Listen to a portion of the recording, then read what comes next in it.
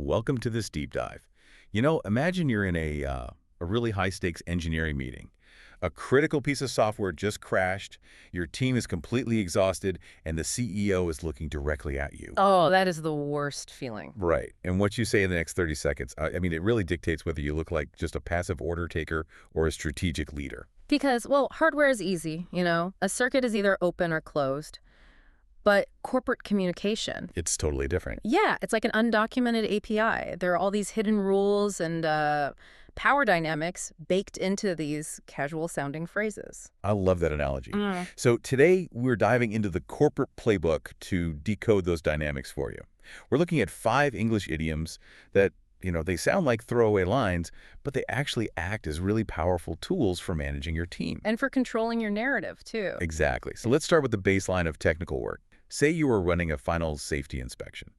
You tell your team, we are doing this by the book. Yeah, by the book, which, you aren't just telling them to read the manual, you're actively eliminating liability. Right, because in a heavily regulated environment, Mm. deviations are just massive risks. Exactly. Deploying that phrase draws a hard line in the sand, like no unauthorized tweaks, zero shortcuts. But nobody can sustain that level of rigidity forever, though. Oh, definitely not. If by the book is adhering strictly to hardware specs, a good leader knows you can't run the system at redline indefinitely. You have to prevent CPU burnout. Which brings up a wildly misunderstood phrase in management, which is, let's call it a day. Yes. Yeah.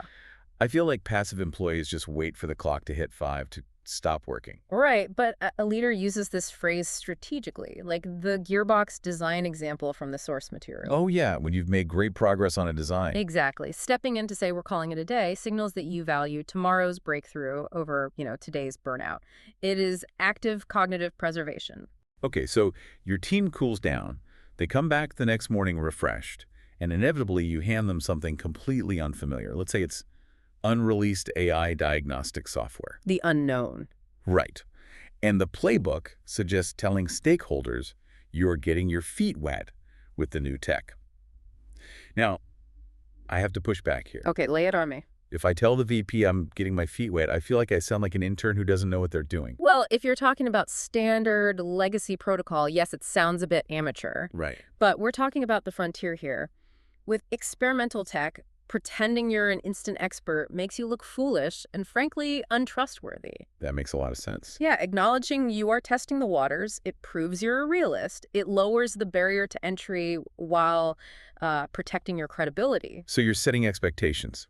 And experimenting with unreleased tech inevitably creates bugs. Oh, always. So when the client calls complaining about a cooling fan issue, you can't panic, but you also can't overpromise. You tell them it's on your radar. It is such a brilliant power move. It really is. Saying a bug is on your radar diffuses a tense stakeholder because it proves you aren't blind to the issue. But more importantly, it doesn't commit you to an immediate, panicked timeline. Right, it's bounded ownership. You see the blip on the screen, you are tracking it, but you're still steering the ship. True, industry leaders don't just react to the blips, though. They anticipate the ones that haven't even appeared yet. Staying ahead of the curve. Yes. It's not just about keeping pace, it's about out-researching the competition. Like an R&D team exploring new carbon fiber materials before the current ones even fail.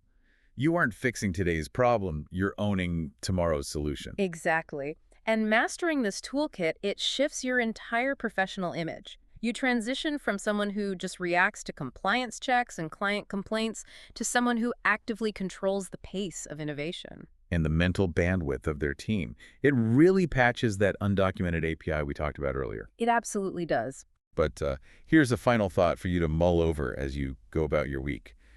We rely heavily on these idioms, right? Oh, constantly. Like managing bandwidth, keeping things on the radar, staying ahead of curves. These are all concepts based on machines, signals, and data. That's a really good point. So if we constantly speak this language to optimize our workflows, does mastering corporate speak slowly train us to view our human colleagues as, I don't know, just another piece of technology?